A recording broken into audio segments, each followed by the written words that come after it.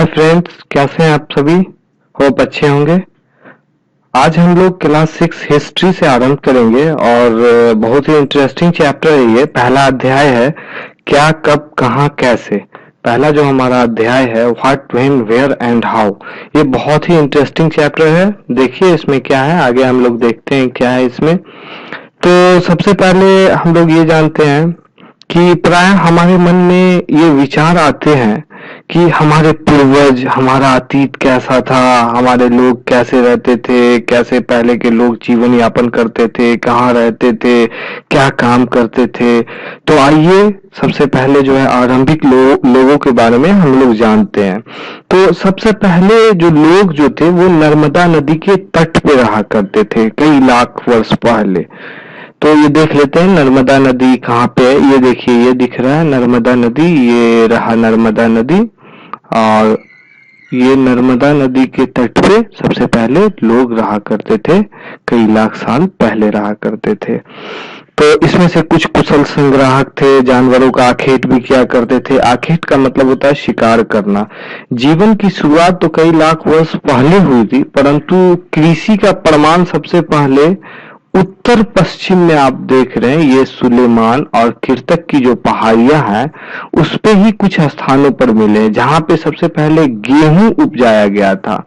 और इसी समय काल में भेड़, बकरी, गाय, बैल को पालतू बनाना प्रारंभ किया था लोगों ने। और लोग उस समय गांव में रहा करते थे। अब आइए देखते हैं, उत्तर पूर्व में एक गारो पहाड़ी है, गारो हिल्स, तथा मध्य में विदय की पहाड़ियां हैं, ये रही ये पहाड़ियां। तो कुछ ऐसे क्षेत्र थे जहां पे कृषि का विकास हुआ था। सबसे पहले चावल जो है ये विदय की पहाड़ियों में ही उगाया गया था। अब हम लोग देखते हैं कि नगर का विकास कब हुआ, कैसे हुआ।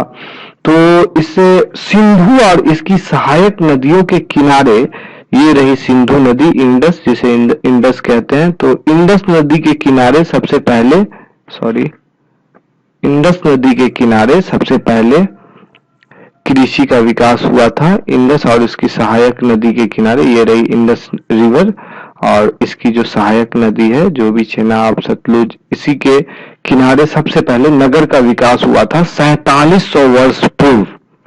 और इसके पश्चात गंगा तथा इसकी सहायक नदी, ये जो देख रहे हैं आप यहाँ गंगा जो देख रहे हैं, ये रही गंगा। गंगा और इसकी सहायक नदी सोन, तो इस किनारे में भी नगर का विकास हुआ था लगभग 2500 वर्ष पहले। तो इस क्षेत्र के, गंगा के किनारे जो भी क्षेत्र थे प्राचीन काल में, इसको मगध नाम से बहुत प्रचलित थे यहाँ। और यहाँ का जो शासक जो थे वो बहुत ही शक्तिशाली थी, जिसकी चर्चा हम अगले अध्याय में करेंगे।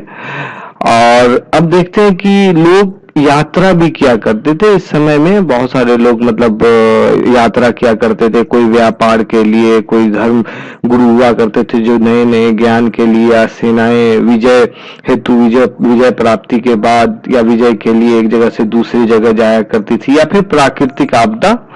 तो अब हम लोग ये जानते हैं कि हमारे देश का नाम कैसे पड़ा।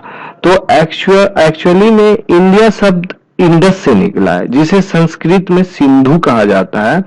2500 वर्ष पूर्व ईरानी और यूनानी ने सिंधु को हिंदोस कहा था या इंडोस, और इसी नदी के भूमि प्रदेश को इन लोगों ने मतलब ये का इंडिया कहा था। ये सबसे पहले यहाँ पे के लोगों को, ये इंडस रिवर है, यहीं पे के लोगों को कहा जाता था। और भारत नाम का प्रयोग उत्तर पश्चिम के एक समूह के लिए किया जाता था, एक समूह के लिए होता था। इस समूह का उल्लेख संस्कृत की आरंभिक कृति ऋग्वेद में मिलता है, जो लगभग 3500 वर्ष पुरानी है। बाद के वर्षों में इसका प्रयोग देश के लिए होने लगा था, जैसा कि हम लोग जानते हैं। आइए अब हम लोग देखते हैं कि अतीत के बारे में हम लोग कैसे जाने। एक्चुअली में हम लोग अतीत के बारे में यहाँ देखते हैं कि अतीत के बारे में कैसे हम लोगों को पता चला कि कैसे मतलब अतीत थे। तो सबसे पहले तो पुस्तकों के जरिए पता चला, जो पांडुलिपि में लिखी जाती थी, जिसे पांडुलिपि कहा जाता है। इंग्लिश में इसे मैन्यू स्क्रिप्ट कहा जाता है। लैटिन शब्द में मैन्यू का मतलब हाथ होता है। तो और एक्चुअली में पांडुलिपि जो लिखा जाता था वो तार पत्रों पे लिखा जाता था। तो एक हिमालय क्षेत्र में उगने वाला एक भुर्ज नामक पेड़ की छाल से विशेष तरीके से भोजपत्र पर लिखी मिलती थी। तो इसी में जो है कई तरह की बुक हुआ करती थी, इसी के जरिए हम लोगों को पता चलता है। और ये कई पांडुलिपि जो है मिली है, बहुत सारी जगहों पर मिली है, कुछ नष्ट भी कर दी गई। ये प्रायः ज्यादातर मंदिरों और विहारों में प्राप्त हुई है। महाकाल, कविताएं, नाटक भी लिखा हुआ है इसमें, कई संस्कृत में है, कई अन्य प्राकृतिक भाषा में भी लिखी गई है और तमिल में भी लिखी गई है। तो इसी से पता चलता है। अब देखते हैं कि अभिलेख से भी पता चलता है। अभिलेख किसे बोलते हैं? जैसे पत्थर या धातु जैसी अपेक्षाकृत कठोर सतहों पर उत्कीर्ण किए मिलते हैं। शासक लोग अक्सर जो है अपने आदेशों को इसी पे उत्कीर्ण करवाते थे और सॉरी और उसी का पालन करवाते थे। कुछ अन्य प्रकार के भी मिले हैं जिससे राजा रानियां कार्यों का विवरण उत्कीर्ण करवाते थे। तो प्राय शासक लड़ाइयों में अर्जित विजयों का लेखा जोखा रखा करते थे। इस सब के अतिरिक्त अन्य कई वस्तुएं अतीत में बनी और प्रयोग में लाई जाती थी। ऐसी वस्तुओं का अध्ययन करने वाले व्यक्ति को हम लोग पुरातत्वविद कहते हैं। पत्थर तथा ईंटों से बनी इमारतों के अवशेषों, चित्रों, मूर्तियों का अध्ययन करता है। ये पुरातत्वविद जो होते हैं वो इस सब का अध्ययन करते हैं। वे औजारों, हथियारों, बर्तनों, आभूषणों, सिक्कों से प्राप्ति के लिए खुदाई भी करते हैं। कुछ वस्तुएं पत्थर, पकी मिट्टी तथा कुछ धातु की बनी होती है और कुछ कठोर भी होती है जो जल्दी नष्ट न होती है। जानवरों, मछलियों, चिड़ियों की भी हड्डियों को ढूंढते हैं ये लोग और ये जानने में मदद मिलती है कि लोग क्या खाते थे। वनस्पतियों के अवशेष नहीं बचते हैं, इसलिए जो इसका पता नहीं चल सकता। अब हम लोग ये जानते हैं कि अतीत एक था या अनेक था। तो अलग अलग लोगों के समूह के लिए अलग अलग मायने थे। पशुपालक थे कि उनका जीवन अलग हुआ करता था, राजाओं का जीवन अलग हुआ करता था, भिन्न भिन्न जीवन हुआ करता था। और तिथियों का सबसे पहले हम लोग समझ लेते हैं कि तिथियों का मतलब क्या होता है। तो ये जानते हैं वर्ष की गणना एक्चुअली में ईसाई धर्म प्रवर्तक जो थे ईसा मसीह के जन्म से की जाती है। अतः 2000 कहने का मतलब ईसा मसीह के जन्म के 2000 साल बाद और ईसा मसीह के पूर्व की तिथियां ईसवी पूर्व यानी ईसा से पहले, और कहीं कहीं पे लिखा होता बिफोर क्रिस्ट यानी ईसा पूर्व। कभी कभी तिथियों के पहले एडी, हिंदी में ईसवी जिसे कहते हैं, यह एनो डोमिनी नामक दो लैटिन शब्दों से बना है जिसका अर्थ ईसा मसीह के जन्म के वर्ष से है। कभी कभी एडी की जगह सी कॉमन एरा जिसे बोलते हैं लिखा होता है। कभी कभी बीसी की जगह बीसीई बिफोर कॉमन एरा लिखा होता है। तो कभी कभी बीपी की जगह प्रयोग होता है बिफोर प्रेजेंट के लिए। तो आइए इसमें हम लोग इंपॉर्टेंट चीज देख लेते हैं क्या क्या चीज है। तो कृषि का आरंभ 8000 वर्ष पूर्व हुआ था और सिंधु सभ्यता के प्रथम नगर 47 वर्ष पहले, और गंगा घाटी के नगर मगध का बड़ा राज 2500 वर्ष पूर्व हुआ था, और वर्तमान जो है हमारा लगभग 2000 वर्ष पूर्व है। तो यहाँ पे हम लोगों का फर्स्ट चैप्टर समाप्त हो जाता है। और दूसरा चैप्टर हम लोग देखते हैं कि आरंभिक मानव की खोज में। तो आरंभिक मानव जो थे इधर उधर क्यों घूमते थे, इसका रीजन क्या था कि earliest people why were they on the move, क्यों घुमा करते थे। तो इस महाद्वीप पर 20 लाख साल पहले रहा करते थे। आज हम उन्हें आखेटक खाद्य संग्राहक कहते हैं। असल में भोजन का जो इंतजाम करने के आधार पर उनका ये नाम पड़ा। खाने हेतु जंगली जानवरों का शिकार, मछलियों चिड़ियों पकड़ने के लिए फूल दाने, पौधे, पत्तियां, अंडे इकट्ठा करते थे। तो इस तरह से इनका ये नाम पड़ा। और असमान जानवरों खतरनाक भी हुआ करते थे, उनको भगाना भी पड़ता था। तो इस तरीके से आप कह सकते हैं कि आरंभिक मानव इधर उधर इसलिए घूमते थे क्योंकि खाकर एक जगह सब कुछ समाप्त कर दिया करते रहे होंगे, या जानवर अपना चारा खुद ढूंढते इधर उधर जाया करते रहे होंगे, और लोग भी उसके पीछे पीछे पेड़ों और पौधों में फल फूल अलग अलग मौसम में अलग अलग उपयुक्त मौसम की तलाश में जाते रहे होंगे, सूखे की मौसम में पानी की तलाश में, या नाते रिश्तेदारों या मित्रों से मिलने के लिए जाया जाया करते रहे होंगे। तो अब इन सब के बारे में हमें जानकारी कैसे मिलती है? How do we know about these people? तो पुरातत्वविद जो होते हैं वो कुछ ऐसी वस्तुएं मिलती है जो निर्माण में लाई जाती है या उपयोग किए करते हैं, आखिर तक खाद संग्रह करते थे, तो वो चीज मिलती है, उसी से पता चलता है। जैसे काम के लिए पत्थरों, लकड़ियों, हड्डियों के औजार बनाए हो, पत्थरों के औजारों आज भी बचे हुए हैं। 10,000 साल पहले बने थे पत्थर के औजार, 10,000 साल पहले। तो जैसे गुटिका एक प्राकृतिक पत्थर है। कुछ औजारों का उपयोग फल फूल काटने, हड्डियों और मांस काटने, पेड़ों की छाल और जानवरों की खाल उतारने हेतु किया करते थे। लकड़ियों का उपयोग ईंधन के साथ साथ झोपड़ियों तथा औजार बनाने के लिए किया करते थे। जानवर की खाल से बने वस्त्र से सिलने के लिए किया करते थे। तो और रहने की जगह कैसे निर्धारित करते थे? जैसे choosing a place to live. तो भीमबेटका और हुस्न की कुरनूल गुफाएं ऐसे पूरा स्थल है, ये हम लोग देख लेते हैं, यहाँ मैप में देख लेते हैं। ये रहा भीमबेटका और ये रहा भीमबेटका, ये रहा भीमबेटका, और इसके बाद जो है जैसे कुरनूल, ये रहा हुस्गी। तो इस तरह के जो थे, जो भी जगह थे, इस जगह पे जो है मतलब हम लोगों को आखिर तक खाद्य संग्राहकों के होने के प्रमाण मिले हैं। और ये अक्सर झीलों या फिर नदियों के किनारे ही पाए जाते थे। चूंकि पत्थर के उपकरण बहुत महत्वपूर्ण थे, इसलिए लोग ऐसी जगह ढूंढते थे जहां अच्छे पत्थर मिल सके। उन स्थलों को उद्योग स्थल कहते हैं। इस जगह से बड़े बड़े पत्थर मिले हैं, उपकरण मिलते हैं। कभी कभी लोग इस जगह पर ज्यादा समय तक रहते थे, इसलिए ऐसे स्थलों को आवासीय और उद्योग स्थल दोनों कहते हैं। तो पूरा स्थल किसे कहते हैं? पूरा स्थल उसे कहते हैं, उस स्थान को कहते हैं जहां औजार, बर्तन, इमारतें जैसी वस्तुओं के अवशेष मिलते हैं। तो इन तीनों जगह पे हमें ये अवशेष मिले हैं। अब जानते हैं कि एक्चुअली में जो है पाषाण औजारों का निर्माण कैसे हुआ। तो ये दो तरीके से हुआ, पत्थर से पत्थर को टकराकर, या एक पत्थर से दूसरे पत्थर को शल्क निकाले जाते थे और वांछित आकार दिया जाता था। या एक तकनीक थी पहले, दबाव शल्क तकनीक जिसे कहा जाता है। इसमें क्रोड को एक स्थित सतह पर टिकाया जाता है और इस क्रोड पर हड्डी था या पत्थर रखकर उस पर हथौड़ा मारा जाता है। पत्थर से शल्क निकाले जाते हैं, उसको काटा छाटा जाता है, इससे वांछित उपकरण बनाए जाते हैं। अब देख लेते हैं हम लोग कि आग की खोज, जैसे फाइंडिंग अबाउट फायर। तो आग की खोज कैसे हुई? तो सबसे पहले कुरनूल की जो गुफा में राख के अवशेष हमें प्राप्त हुए हैं। आरंभिक लोग आग जलाना सीख गए थे। इस्तेमाल, प्रकाश, मांस पकाने के लिए, खतरनाक जानवरों को दूर भगाने के लिए, इन सब के लिए आग की जरूरत होती थी। उसका देखते हैं बदलती जलवायु भी का भी बदलाव, बहुत बड़ा बदलाव हुआ। लगभग 12,000 साल पहले दुनिया की जलवायु में बड़े बदलाव आए और गर्मी बढ़ी। परिणाम स्वरूप घास वाले मैदान बनने लगे। इसमें हिरन, बारहसिंगा, भेड़, बकरी, गाय जो घास खाते हैं की संख्या ऑटोमेटिक है कि बढ़ेगी।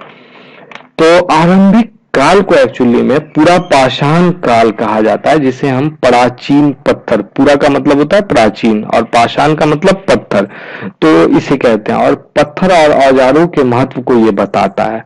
तो और ये कब से कब तक है? 20 लाख साल पहले से 12,000 साल पहले के दौरान को कहा जाता है। और इसको 3 भाग में डिस्ट्रीब्यूट किया गया है। और क्या है? 20 लाख साल पहले से 12,000 साल पहले के दौरान को पूरा पाषाण काल कहा गया है। इसको 3 भाग में डिस्ट्रीब्यूट किया गया है। पहले वाले को आरंभिक, उसके बाद वाले को मध्य, उसके बाद वाले को उत्तर। और मानव इतिहास का लगभग 99% कहानी इसी काल के दौरान घटित हुई है। अब उसके बाद का काल देख लेते हैं। जिस काल में पर्यावरणीय बदलाव मिलते हैं उसे मेसोलिथ यानी लघु पाषाण कहते हैं। तो इसे हम लोग मध्य पाषाण युग कहते हैं, मध्य पाषाण युग। और आमतौर पर इस टाइम में छोटे पत्थर के औजार मिले हैं और ये 12,000 साल पहले से लेकर 10,000 साल पहले तक के युग को कहा जाता है। और इसके बाद अगले युग की शुरुआत लगभग 10,000 साल पहले से होती है। इसे नव पाषाण युग कहा जाता है। तो सबसे पहले पूरा पाषाण काल 20 लाख साल पहले से 12,000 साल पहले तक, उसके बाद मध्य पाषाण तो वो 12,000 साल से लेकर के 10,000 साल पहले तक, उसके बाद 10,000 साल से लेकर के अभी तक जैसे अभी चल रही है, तो उसके बाद तो उसको नव पाषाण युग कहा जाता है। अब देख लेते हैं हम लोग जैसे rock painting and what they tell us. तो शैल चित्रकला, इससे हमें क्या पता चलता है? तो जिन गुफाओं में लोग रहते थे उनमें से कुछ की दीवारों पर चित्र मिले हैं। कुछ सुंदर उदाहरण एमपी में है, मध्य प्रदेश और दक्षिणी और उत्तर प्रदेश की गुफाओं से मिले हैं चित्र। इसमें जंगली जानवरों की कुशलता से सजीव चित्रण किया गया है। अब देख लेते हैं कि जैसे कौन क्या करता था। तो आरंभिक लोग शिकार तथा फल फूल का संग्रह ज्यादातर किया करते थे और पत्थरों के औजारों और चित्र गुफाओं में बनाया करते थे। और देख लेते हैं ये भारत में शुतुरमुर्ग, भारत में एक्चुअली पूरा पाषाण युग के दौरान ही शुतुरमुर्ग आ गए थे, मतलब पाए गए थे।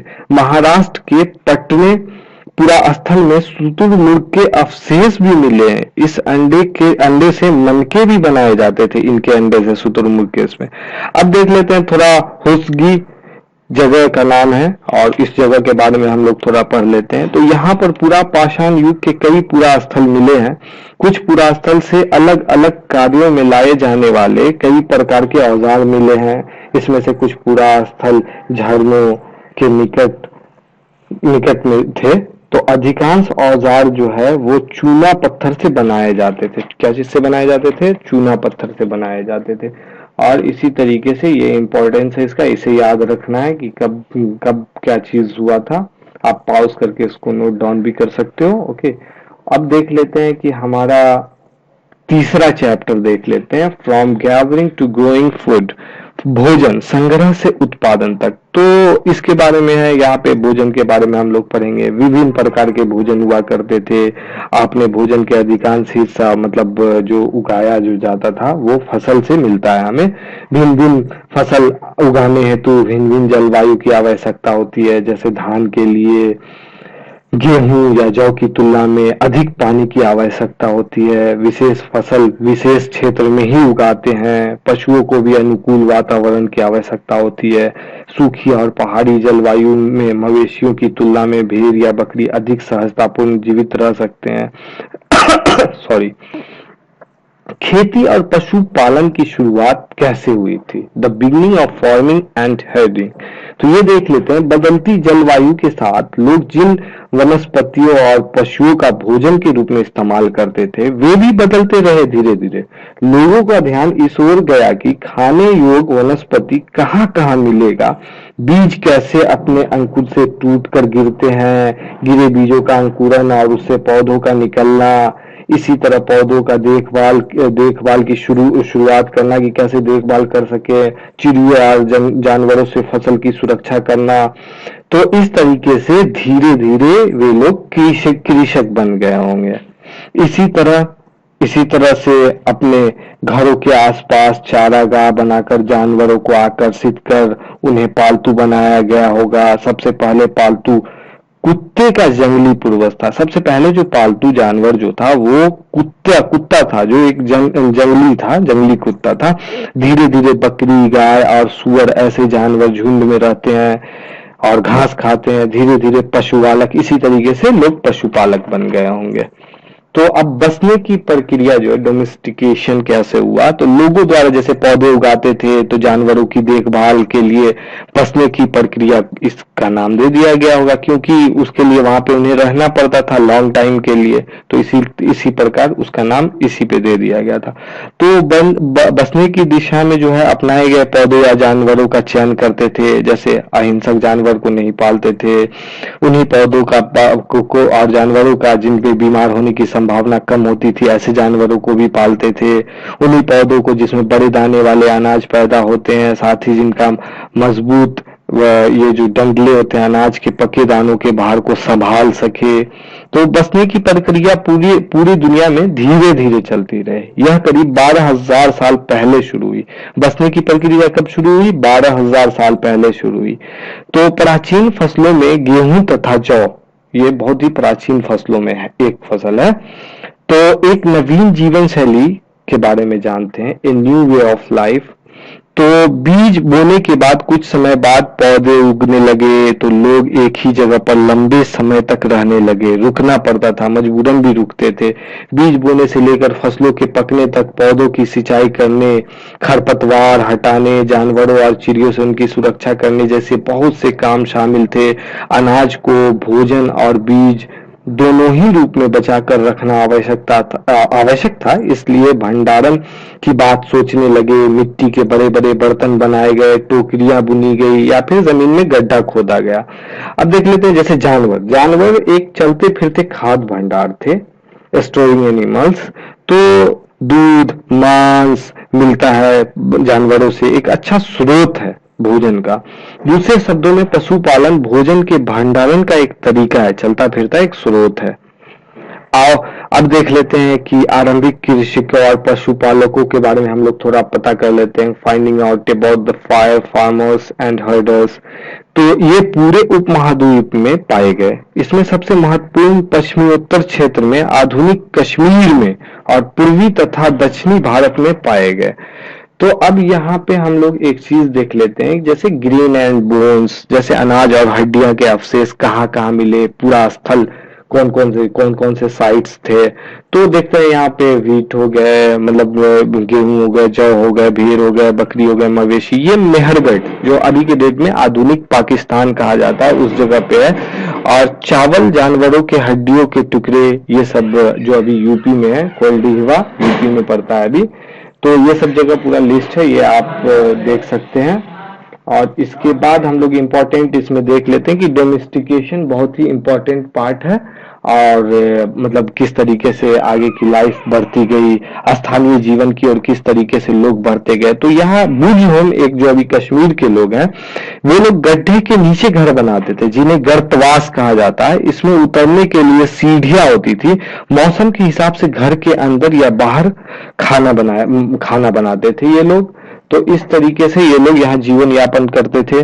बहुत जगह पत्थरों के औजार भी मिले हैं, जो नवपाषाण युग के भी है, माना जाता है कि नवपाषाण युग के हैं। इसमें कई औजार ऐसे भी और अधिक मतलब पैना करने के लिए पॉलिश चढ़ाई जाती थी। तो ओखली और मूसल का प्रयोग पीसने के लिए किया जाता था। हड्डियों से भी औजार बनाए जाते थे। तो इससे नवपाषाण युग के पुरास्थलों से कई प्रकार के मिट्टी के बर्तन मिले हैं। कभी कभी अलंकरण किया जाता था। बीजों के रखने के लिए बर्तन का उपयोग होता था। धीरे धीरे खाना बनाने हेतु इसका उपयोग होने लगा। चावल, गेहूं तथा दलहन जैसे अनाज आहार का महत्वपूर्ण हिस्सा बन गए। साथ साथ कपड़ा भी बुनने लगे। ये परिवर्तन अलग अलग जगह पर अलग अलग समय में हुआ था। अब देख लेते हैं अन्य रीति रिवाज क्या थे। अन्य रीति रिवाज क्या थे, तो इसमें देखते हैं प्रायः कृषक और पशुपालक जो है वो समूह में रहते थे, जिन्हें हम लोग जनजाति कहते हैं, ट्राइब्स।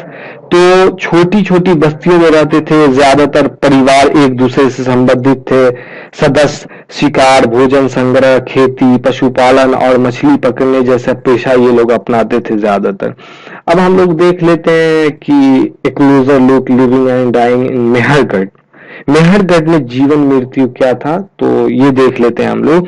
तो कब्रों में जो है मृतकों के साथ साथ कुछ सामान भी रखे जाते थे। कई ऐसे कब्र हैं जिनमें बकरी के साथ भी दफनाया जाता था। तो इसमें सबसे पहले जैसे महत्वपूर्ण रास्ते, बोलन दर्रे के पास एक हरा भरा समतल मैदान है। ईरान जाने वाले के सबसे महत्वपूर्ण रास्ता जो है वो बोलन दर्रे के पास एक हरा भरा समतल मैदान है, जो मतलब मेहरगढ़ जहां है। तो संभवतः वह स्थान है जहां गेहूं जौ उगाया गया, और खुदाई में सबसे पहले स्तरों से विभिन्न प्रकार के जानवरों की हड्डियां मिली, हिरन तथा सुअर जैसे जंगली जानवर की हड्डियां भी मिली है। इसके बाद के स्तर में भेड़ और फिर बहुत सारी चीजों की हड्डियां भी मिली है, और लगता है उस समय में लोग पशुपालक हो गए थे, मवेशी पालने लगे थे। इसके अलावा चौकोर तथा आयताकार घरों के अवशेष प्रत्येक घर में, उसमें ज्यादातर कमरे, बहुत सारे कमरे भंडारण के काम आते रहे होंगे, बहुत सारे कमरे हुआ करते थे। और गांव जो हुआ करता था यहाँ का, ये विशेषता यह थी कि यहाँ के लोग भोजन उत्पादन में ज्यादा लगे रहते थे। और देख लेते हैं कि पहले और बाद के स्तर कैसे थे, जैसे अर्लियर एंड लेटरल लेवल। तो फर्स्ट लेवल जो थे जैसे हुआ करता था 4 लेवल में से बांटा गया था, और बसने की प्रक्रिया का लगभग आरंभ 12,000 साल पहले हुआ था। मेहरगढ़ में बस्ती का आरंभ 8,000 साल पहले हुआ था।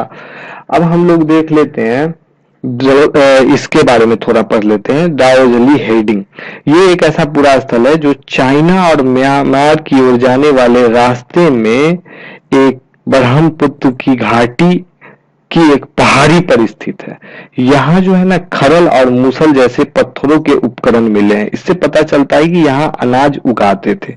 साथ ही यहाँ जो है जेडाइट पत्थर भी मिला है, संभवतः यह पत्थर चाइना से आया होगा। इसके अतिरिक्त इस पुरा स्थल से काष्ठास्म, जो एक सूखा होकर पत्थर बन गई, जो अति प्राचीन एक काष्ठास्म एक लकड़ी होती है जो बहुत दिन रहने के बाद पत्थर की भांति वो पत्थर की तरह हो जाता है, तो ऐसे भी अवशेष वहां से प्राप्त हुए हैं।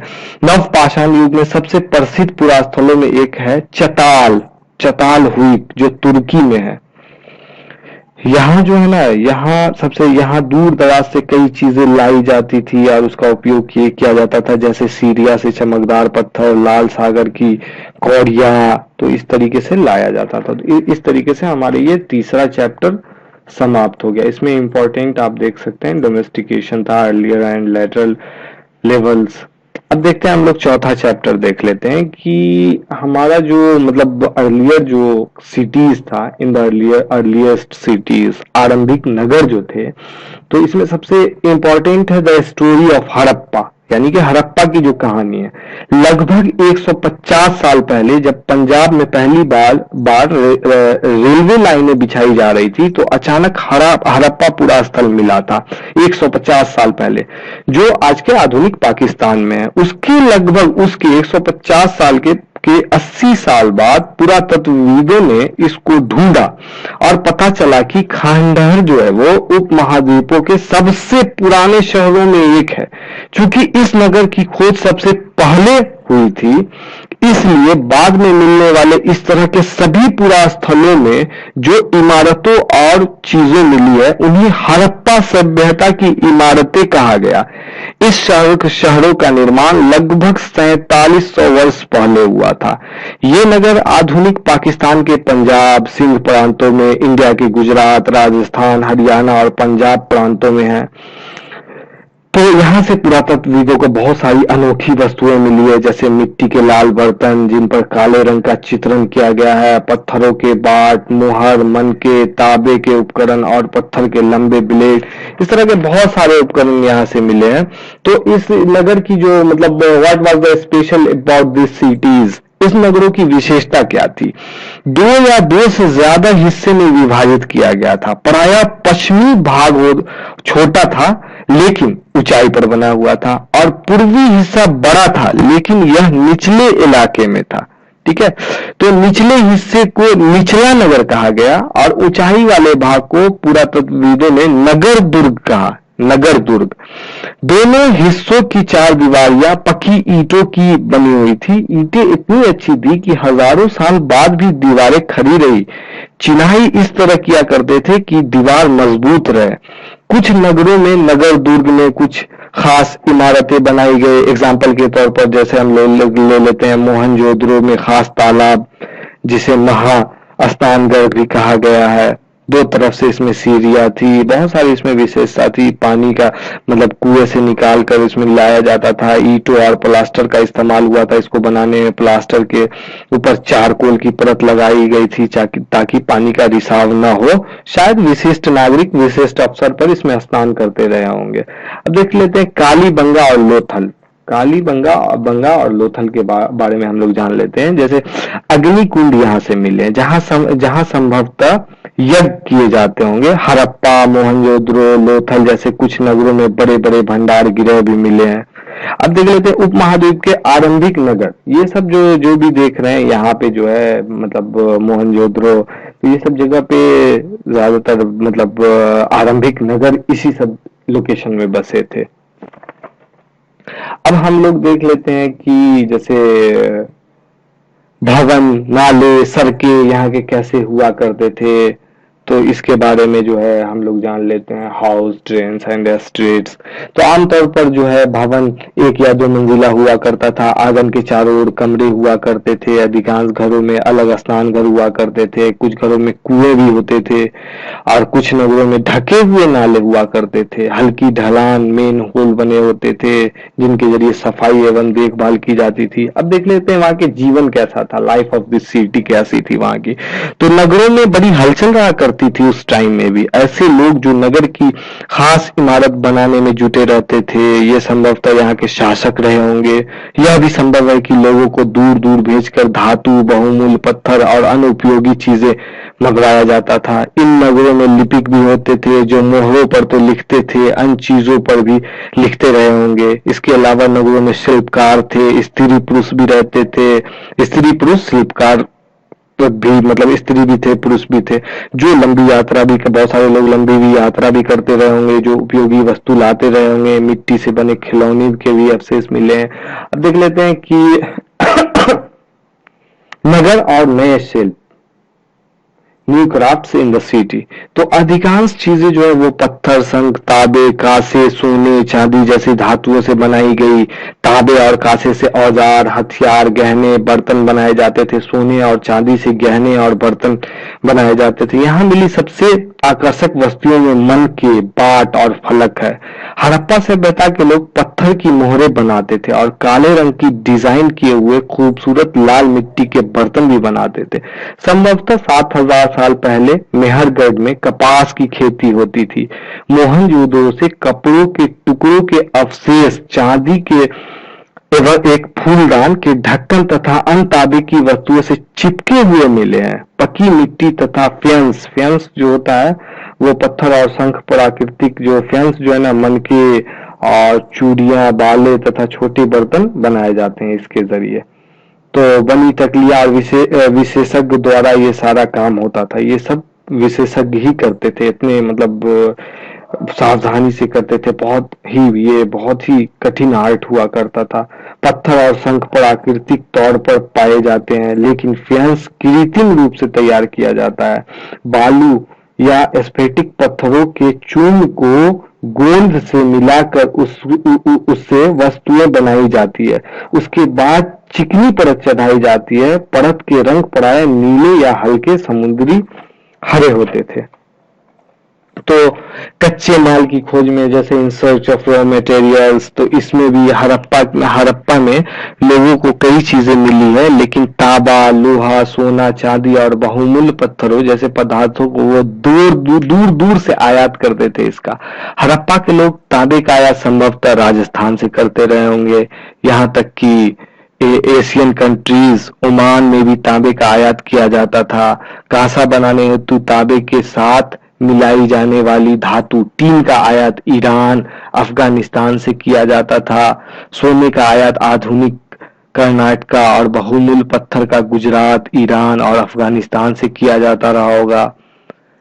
हाँ, नगरों में रहने वाले लोगों के लिए भोजन जो है, food for people in the cities, तो इन किसान और जो भी किसान लोग जो हुआ करते थे शहरों में खाने का सामान देते थे। पौधों के अवशेषों से पता चलता है कि हड़प्पा के लोग गेहूं, जौ, दाल, मटन, धान, तिल और सरसों उगाते थे। इन क्षेत्रों में बारिश कम होती थी, इसलिए सिंचाई के लिए कुछ तरीके अपनाते रहे होंगे। संभवतः संचय कीपर की जरूरत पड़ने पर इस्तेमाल करते रहे होंगे। हड़प्पा के लोग गाय, बैल, भैंस, बकरियां पालते थे। बस्तियों के आसपास चारागाह और तालाब होते थे। अब देख लेते हैं कि गुजरात में हड़प्पा कालीन नगर का एक सूक्ष्म निरीक्षण कर लेते हैं हम लोग। Harappan towns in Gujarat. तो कच्छ के इलाके में एक खदीर बेट के किनारे धौलावीरा नगर बसा था।